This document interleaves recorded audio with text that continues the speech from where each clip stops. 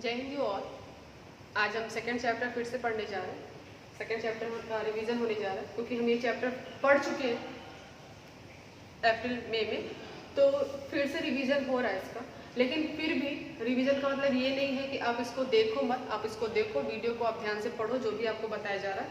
और वो चैप्टर हमारा क्या है? Second chapter acid, basis and salt. तो इस चैप्टर में हमें एसिड के बारे में पढ़ना है, बेस के बारे में पढ़ना है, फिर साल्ट कैसे बनता है, उनकी प्रिपरेशन कैसे होती है, एसिड की स्ट्रेंथ क्या है, वो एसिडिक स्ट्रेंथ हमें पता करना है, बेसिक स्ट्रेंथ पता करना है। ये सारे टॉपिक हमें इस चैप्टर में पढ़ने हैं। तो इसका इंट्रोडक्शन हमने शायद लास्ट वीडियो में दिया था जब भी ये वीडियो आप देखे थे, बट आज हम फिर से उसको पढ़ा दे रहे हैं क्योंकि बीच में आपका यूनिट टेस्ट आ गया था। तो एसिड्स, बेसिस एंड साल्ट में आपसे अगर पूछा जाए, क्योंकि हमारे चैप्टर का ही नाम है एसिड बेस, तो अगर मैं आपसे पूछूं कि एसिड को डिफाइन करो तो आप कैसे करोगे? तो आप क्या करोगे? जो छोटे क्लास में आप पढ़े हो कि मैम एसिड है सॉल्ट टेस्ट, मैम बेस है बीटर टेस्ट, नहीं, तो वो क्या था? अगर आप जो आप बताए कि एसिड का टेस्ट सॉर होता है, बेस का बिटर होता है, तो अगर हम आपको ये बोले कि आपके जो लैब में, केमिस्ट्री लैब में जो एसिड रखा है, आप उसको टेस्ट करके बताओ। दो बॉटल में हमने या दो बीकर में आपको एसिड, एक में एसिड और एक में बेस है, और हमने आपको बोला कि पी के मतलब कैसे बताओगे कि इसमें एसिड है और किसमें बेस है? तो आप क्या करोगे? उसको पियोगे? पी जाओगे? नहीं, क्योंकि हमारे बॉडी के लिए क्या है, बहुत ही ज़्यादा हार्मफुल है। जो हमारे लैब में जो एसिड या बेस हैं वो क्या होता है, हमारे बॉडी के लिए बहुत ज़्यादा हार्मफुल होते हैं, तो हम उसको टेस्ट नहीं कर सकते या हम उसे टेस्ट करके नहीं बता सकते।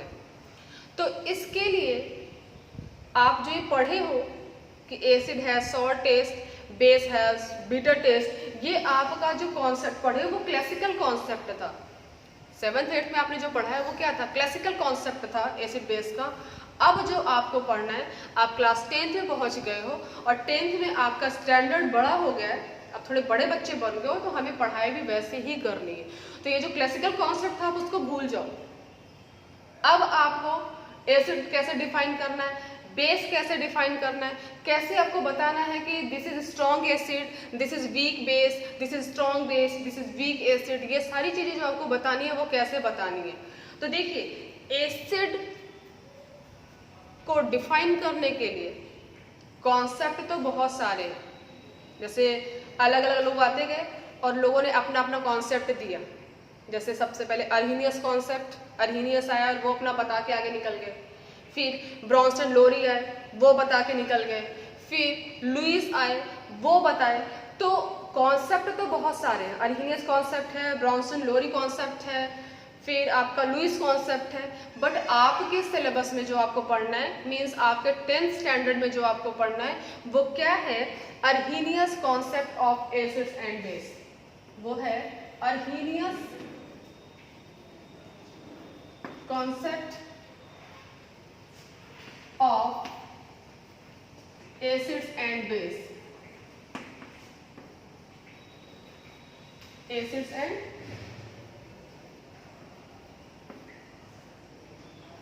तो अर्हीनियस ने क्या बताया, कैसे आप डिफाइन करोगे कि ये एसिड है? ये अर्हीनियस ने कैसे पता किया कि ये एसिड है? तो हमें एसिड के बारे में अभी हम पढ़ रहे हैं, तो हम बेस को यहां से रिमूव कर देते हैं। अर्हीनियस कॉन्सेप्ट ऑफ एसिड। तो अर्हीनियस ने ये बताया कि दो सब्सटेंसेस, मीन्स कोई भी सब्सटेंस अगर एक्वस मीडियम में आते ही हाइड्रोजन आयन रिलीज कर रहा है, कोई भी सब्सटेंस एक्वस मीडियम में आते ही अगर हाइड्रोजन आयन रिलीज कर रहा है तो वो क्या कहलाएगा? एसिड कहलाएगा। क्या कहलाएगा? एसिड कहलाएगा। तो इन्होंने डिफाइन किया एसिड को, दो substances,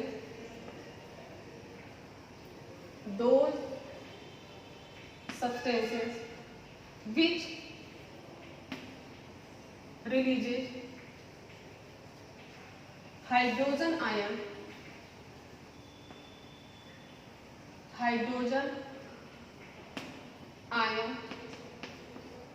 in aqueous medium is known as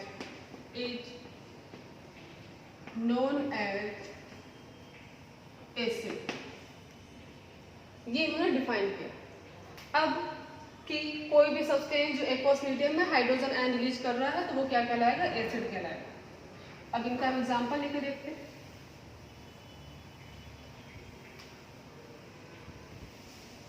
aqueous का मतलब आप लोग समझ रहे हो। एग्जाम्पल हमने लिया, जैसे आप बीकर ले लो, ये बीकर ऑलरेडी यहाँ पड़ा हुआ था, हमने ले लिया, और बीकर में वाटर, मान लेते हैं वाटर। अब इस बीकर में क्या है, वाटर। वाटर का फॉर्मूला क्या होता है, H2O। अब इस बीकर में आपने क्या किया, एसिड को ऐड कर दिया, एसिड को डिसॉल्व कर दिया, मतलब बीकर में वाटर, वाटर का फॉर्मूला क्या है, H2O। इसमें आपने क्या किया, एसिड डिसॉल्व कर दिया। तो जैसे ही एसिड वाटर के कांटेक्ट में आएगा, ये तुरंत क्या होगा, आयंस में अपने ब्रेक हो जाएंगे। हम HCl एक्वस मीडियम में जैसे ही वाटर के कांटेक्ट में आए, ये किस में ब्रेक हो जाएंगे, H पॉजिटिव Cl नेगेटिव। कोई भी एसिड आप लोगे, आप ले लो नाइट्रिक एसिड, सॉरी यहाँ पे H पॉजिटिव एक्वस होगा, है ना, and Cl negative aqueous. HNO3 nitric acid water के कांटेक्ट में आया, ये किस में ब्रेक हो जाएगा, H positive aqueous and NO3 negative aqueous. आप एसिटिक एसिड ले लो, वाटर के कांटेक्ट में आती किस में ब्रेक हो जाएंगे, CH3COO negative aqueous plus H positive aqueous. फिर आप ले लो sulphuric acid, H2SO4 aqueous medium में लिया, तो ये किस में ब्रेक हो गया, 2H positive aqueous plus SO4 die negative aqueous. अब आप देखो ये सभी क्या है, एसिड है, hydrochloric acid, nitric acid, acetic acid, sulphuric acid. और इन सारे एसिड को आप देख रहे हो कि जैसे ही ये सारे एसिड वाटर के कांटेक्ट में आ रहे हैं, तो वाटर के कांटेक्ट में आते ही ये अपने अपने आयन से ब्रेक हो जा रहे हैं। अब देखो कि हर एसिड हाइड्रोजन आयन रिलीज किया है, hydrogen ion, hydrogen ion, hydrogen ion. तो वो सब्सटेंस जो एक्वस मीडियम में हाइड्रोजन आयन रिलीज करते हैं उन्हें हम क्या कहते हैं, एसिड कहते हैं। अब एक चीज आप ये कह सकते हो मैं कि बहुत से बच्चे कंफ्यूज होंगे कि मैम हर जगह तो H पॉजिटिव है, बट यहाँ पे 2H पॉजिटिव क्यों है। तो 2H पॉजिटिव क्यों है, क्योंकि सभी एसिड में number of hydrogen 1 1 1 1, but in sulphuric acid the number of hydrogen is 2, 2 hydrogen है, इसलिए यहाँ पे 2H पॉजिटिव नोट किया गया, ठीक है। अब ये एसिड हाइड्रोजन आयन तो रिलीज कर रहे हैं।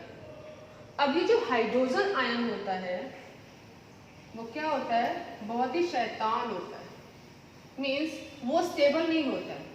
जो एसिड जो हाइड्रोजन आयन रिलीज कर रहा है वाटर में, एक्वस मीडियम में, वो क्या होते हैं, स्टेबल नहीं होते। कौन स्टेबल नहीं होता, हाइड्रोजन आयन स्टेबल नहीं होते। और आप 9th में पढ़ चुके हो कि जो अनस्टेबल होते हैं वो रिएक्ट करते ही करते हैं, जो स्टेबल होते हैं वो रिएक्ट नहीं करते, जो स्टेबल नहीं होते हैं वो रिएक्ट करते ही करते हैं। तो अब जरा इस चीज को ध्यान से समझना कि अभी आपने जो वाटर लिया था H2O, इस पे आपने एसिड डिसॉल्व किया था। एसिड वाटर के कांटेक्ट में आते ही कोई जो भी एसिड रहा होगा वो हाइड्रोजन आयन रिलीज किया होगा, मतलब वो अपने अपने आयन से ब्रेक हो गए होंगे। अब आपको ये बताया जा रहा है कि जो हाइड्रोजन आयन है वो क्या होता है, स्टेबल नहीं होता है, वो अनस्टेबल होता है, मीन्स वो हाईली रिएक्टिव होता है। अब ये हाइड्रोजन आयन क्या करेगा, इस H2O के साथ, इस वाटर के साथ, ध्यान से इस बात को समझो, वाटर है H2O, आपने इसमें एसिड ऐड किया, तो एसिड जब आपने इसमें ऐड किया तो एसिड अपने अपने आयन से ब्रेक हो गए। कोई भी जो भी एसिड रहा होगा वो H positive Cl negative, H positive NO3 negative, किसी में भी ब्रेक होगा, मतलब कोई भी एसिड था वो हाइड्रोजन आयन और जो भी वो एसिड रहा होगा उसमें ब्रेक हो गया अपने अपने आयन्स में। अब उसमें जो हाइड्रोजन आयन, मतलब एसिड का जो हाइड्रोजन आयन जो ब्रेक हुआ है वो क्या करेगा, फर्दर वाटर के साथ रिएक्ट करके क्या बना देगा, हाइड्रोनियम आयन का फॉर्मेशन करेगा। मतलब ये जो एसिड HCl वाटर के कांटेक्ट में आया, किस में ब्रेक हो गया, H positive plus Cl negative. अब आपको बताया जा रहा है कि ये जो H पॉजिटिव है, हाइड्रोजन आयन है, ये क्या होते हैं, हाईली रिएक्टिव होते हैं, ये बहुत ज्यादा रिएक्टिव होते हैं। तो ये हाइड्रोजन आयन, एक उसको मान लो हमने यहाँ पे वाटर लिख दिया H2O, तो ये हाइड्रोजन आयन फर्दर वाटर के साथ रिएक्ट करके किसका फॉर्मेशन करेंगे, हाइड्रोनियम आयन का फॉर्मेशन करेंगे। इसको हम क्या पढ़ेंगे, हाइड्रोनियम आयन, हाइड्रोनियम आयन, ठीक है। अब हाइड्रोजन आयन फर्दर वाटर के साथ रिएक्ट करके हाइड्रोनियम आयन का फॉर्मेशन कर दिया। अब टाइम हो गया क्या, नेक्स्ट वीडियो